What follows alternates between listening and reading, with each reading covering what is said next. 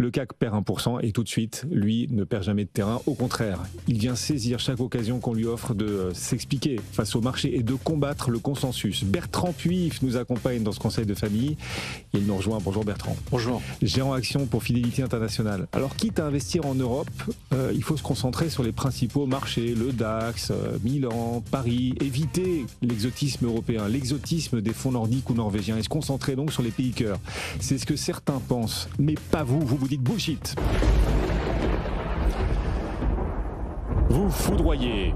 Cette idée selon laquelle les actions norvégiennes seraient une mauvaise idée d'investissement, en tout cas une plus mauvaise idée qu'investir en Allemagne ou en France. Oui, alors déjà parce que c'est quand même un des pays les plus riches au monde, rapporté par habitant, quand on prend le fonds souverain qui fait quand même, à l'heure où on parle, 3,5 ans de PIB, donc c'est un pays qui n'est pas endetté, et dans lequel vous avez 5 millions de personnes, un niveau de vie extrêmement élevé, une qualification très élevée, des infrastructures de qualité. Donc tout ça pourra attirer des capitaux dans les années à venir. On sait qu'il y a la possibilité de voir la taxe sur les sociétés baisser fortement dans les années à venir, puisqu'on va avoir très probablement un changement de majorité lors des élections au mois de septembre qui vient, avec un centre droit qui commence à mettre en avant le fait que pourquoi ne pas utiliser justement cette flexibilité sur nos finances pour pouvoir baisser drastiquement le taux d'impôt et peut-être, pourquoi pas, le mettre en ligne avec les Irlandais à 12,5, alors qu'on est à 22 aujourd'hui. Donc ça attirerait évidemment pas mal les capitaux.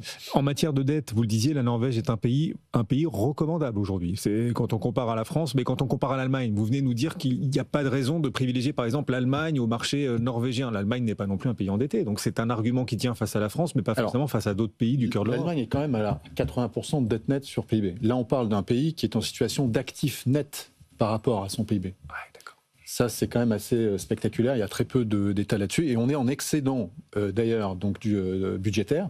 Et il y a la règle d'or dans la Constitution. Donc, si jamais il y avait donc imaginons, les hydrocarbures. Alors, ça aussi, les hydrocarbures, c'est un marché d'hydrocarbures, donc c'est pas fréquentable. C'est que 20%, les hydrocarbures du PIB.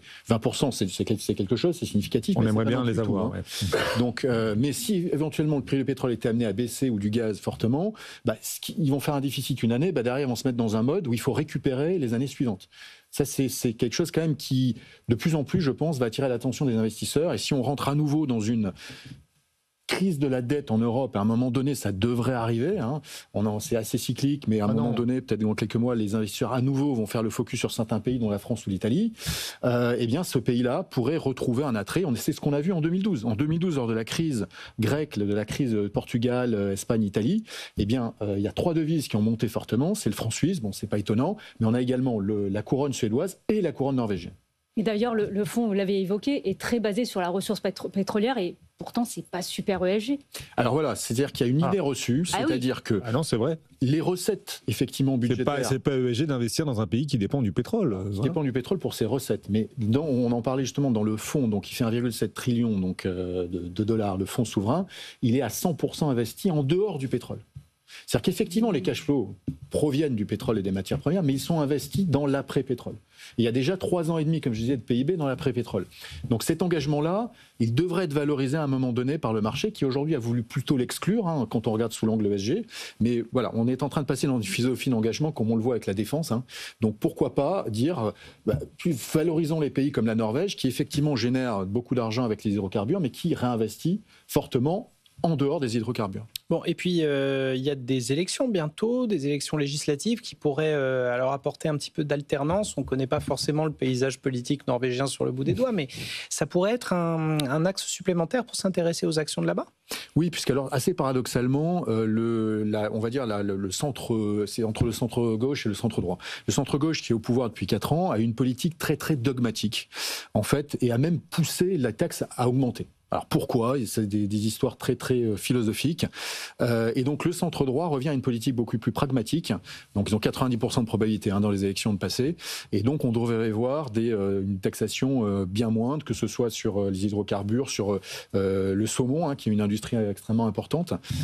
Et puis également sur le taux d'impôt globalement sur les sociétés pour pouvoir attirer des capitaux. Et il faut quand même savoir que l'hydroélectricité est 90% du mix énergétique, des prix qui sont très faibles, notamment dans le nord du pays, qui sont 1/3 des prix moyens en Europe de l'électricité. Donc il y a énormément d'intérêt pour des acteurs qui veulent s'installer en Europe, avoir une base industrielle en Europe, aller dans un pays comme la Norvège. En plus, là, vous êtes un homme heureux, la Banque de Norvège a abaissé ses taux aujourd'hui. Voilà. Alors là, c'est la divine surprise, c'était pas du tout prévu. Voilà, donc ça stimule l'économie, mais tout en le laissant un écart par rapport à l'euro, puisqu'on a 4,25 contre 2 sur l'euro en termes de taux. Donc on devrait voir quand même la couronne norvégienne dans les mois à venir s'apprécier, puisqu'on peut faire ce qu'on appelle du carry trade, on emprunte en euros, on place en couronne norvégienne et on fait 2,5% avant frais. Oui, mais il y a un risque de change. Enfin, on n'est pas dans la zone euro, là, effectivement. Oui, donc on vient mettre un peu de volatilité de devise dans le portefeuille. Tout à fait. Sauf que là, vous avez une devise qui est à son plus bas depuis 15 ans. Donc c'est pas forcément lié aux fondamentaux économiques, c'est plus lié à l'exclusion ESG.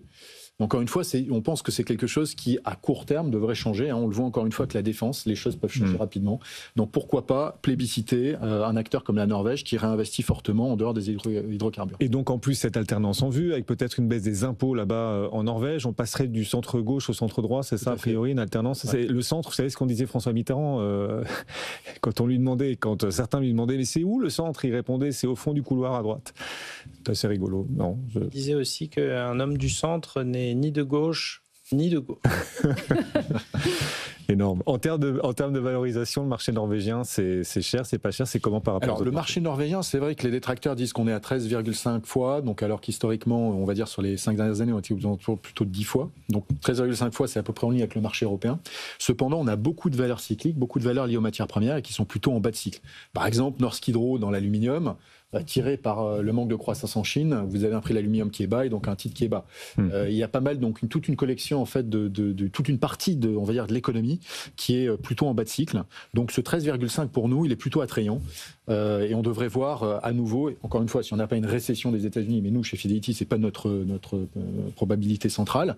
Donc on devrait voir une économie qui se comporte plutôt bien. Bon, si vous avez mauvaise conscience à investir sur le marché norvégien, même s'il a beaucoup de qualités, vous venez de les mettre en avant et d'en vanter les mérites. Effectivement, si vous culpabilisez, vous pourrez compenser peut-être en achetant des forêts, en investissant dans l'exploitation forestière. Tout à l'heure, on parlera d'une valeur finlandaise pour le coup. Stora Enso, je ne sais pas si vous la connaissez, un exploitant de forêt qui va scinder ses activités. Le titre Stora Enso gagne 18% en ce moment. On en parlera dans la suite de BFM Bourse. Si vous avez mauvaise conscience à investir dans le pétrole, qui nous appelle ?